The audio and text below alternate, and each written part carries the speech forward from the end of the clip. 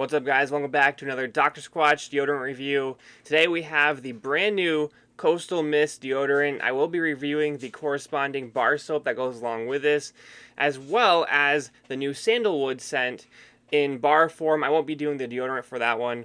Also, I did try all three of the new Total Moisture Dr. Squatch bars. I don't think I'll be making a video on them because I don't think it'll be very interesting. None of them have a scent. They're all just a plain fragrance, really no added fragrance at all. They are great for the moisturizing aspect. They all work really well, but I just don't think people are really interested in seeing a review on those. But if you are, let me know in the comments and maybe I'll change my mind. But as far as this goes, I like the fact that Dr. Squatch came out with the two scents, the Sandalwood Summit and the Coastal Mist, because these two are just plain outdoorsy fragrances, just how Dr. Squatch was founded. No gimmicks here. So we're going to try this one out in deodorant form. Also, they really haven't had a bar that is anything like this. They've had a lot of woodsy bars and just a lot of bars in general. But they've never had a fragrance that's like this.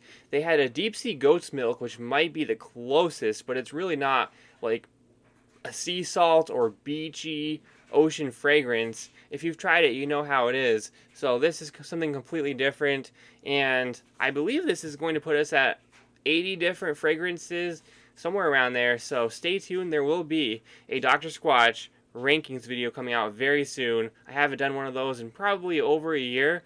This is going to be a huge one, and the next one after that probably won't be until we have 100 different fragrances from Dr. Squatch, so hopefully that will be a little while after this one.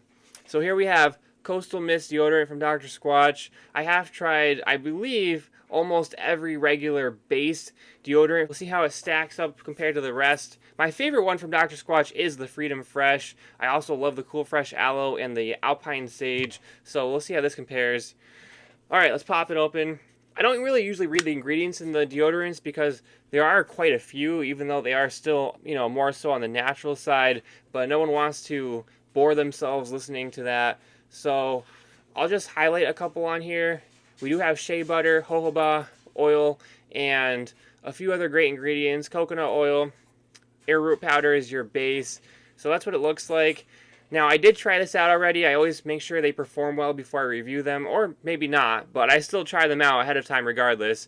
And I did the same thing with this. And performance-wise, we'll talk about that first. It performs like most Dr. Squatch deodorants. It's actually not quite as strong, though. I did notice that it didn't quite cover up as much scent. Of course, these are not antiperspirants because those aren't really healthy for the body, and they're not natural. But a lot of Dr. Squatch deodorants are very strong, I feel like, and they do a pretty good job at covering up odor. This one wasn't quite as strong. I didn't really smell it too much. The scent overall isn't the strongest either. It's kind of medium when you smell it out of the stick here. Maybe because it's a newer deodorant, but this one actually held up even better than a lot of the other Squatch ones. Sometimes they become a little pasty if they sit around for a while, but this one had a pretty good application, and it held up fine. It didn't stain or anything, but it wasn't super strong throughout the day. So let's talk about the fragrance here. So fragrance, it's nice, it's light, it has some floral notes to it, but what I really smell when I first take a whiff, I get a little bit of a sea kelp fragrance, like a little bit of a salty sea kelp fragrance. And then after that, I get a tiny hint of almost like a bitter lemon peel. It's not really citrusy though.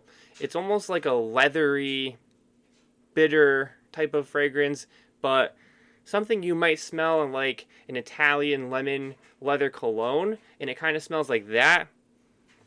You do get just a plain fresh fragrance in there that you would kind of get in a Freedom Fresh or a Fresh Falls, just kind of like a base note almost. It does smell pretty good. There are parts of it that kind of smell synthetic, like a little extra synthetic, almost like an air freshener, like a Febreze or a fabric softener. So I don't completely love it. It does smell a little bit too synthetic, I would say. But I'm kind of torn because the fragrance that I do smell that isn't too synthetic, I like a lot. So I think it's a good balance of like floral, powdery, fresh, and bitter between the kelp, the leather. I don't know if these notes are on the website, but I really do smell all these things. Like, it does smell very masculine, very summery, but it's still kind of fresh and powdery at the same time. So I've heard a lot of good things about this. I do like it. It's definitely a different direction than you would go with a lot of deodorants. And I like the general concept of it. I would just say this deodorant in particular definitely can be a little synthetic, overpowering at times. If you smell it too much directly from the stick, it could be a little nauseating almost. But I haven't actually tried the brick yet. I will be trying it soon, so we'll see how that compares. Maybe it's a little more toned down, a little more natural. There are times where the deodorants do smell different from the bars just because of the different chemical makeup of them with the ingredients they have to use. So that could be the case with this. Overall, it's a pretty good review. It's a little mix of a review, but overall, I do like it. So I think it's a good fragrance. I just think it's a little uneven. So let me know what you think about this in the comments down below, and we'll see you next time.